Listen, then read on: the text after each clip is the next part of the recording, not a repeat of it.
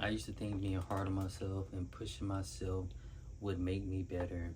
I would tell myself that I should be able to do this, or this shouldn't be that hard, or I would think about what my peers and people that I went to school with were doing and compare myself, and it would really drain me a lot. That exact mindset is what kept me in the cycle of burnout and depression.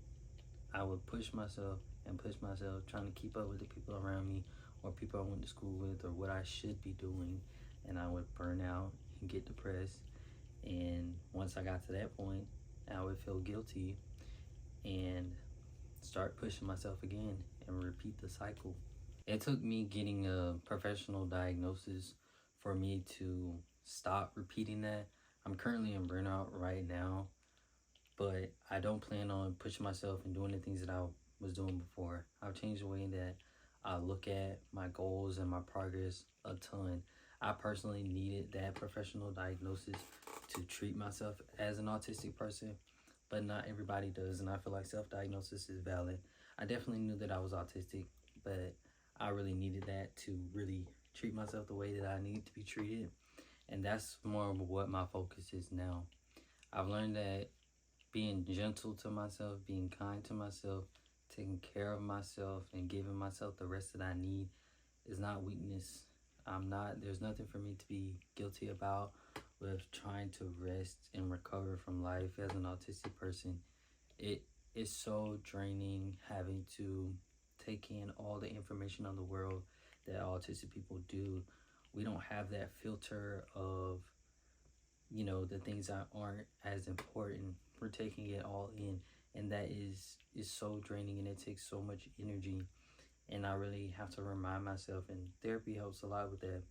I have a really amazing therapist that I see every week, and she's helping me so much with burnout and learning to take care of myself the way that my parents even couldn't do when I was growing up.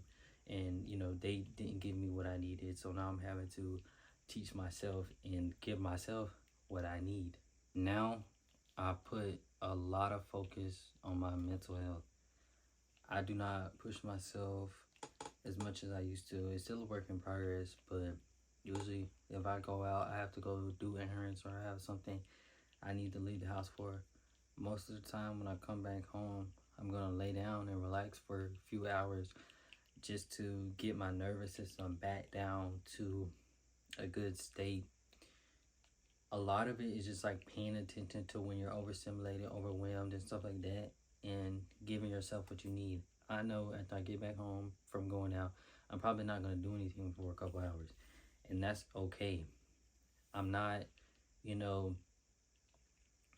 pushing myself how I used to with these huge expectations. I have to remind myself that I'm a disabled person and I'm autistic, and I put that, I put that first. If I have to cancel plans, I have to cancel plans. It is what it is. Healing doesn't start as an autistic person until you stop pushing yourself and start actually listening to your body and giving your body what it needs. It's hard to do that when like the people around you are expecting a lot of things from you. But at the end of the day, you are the only person that has to live your life.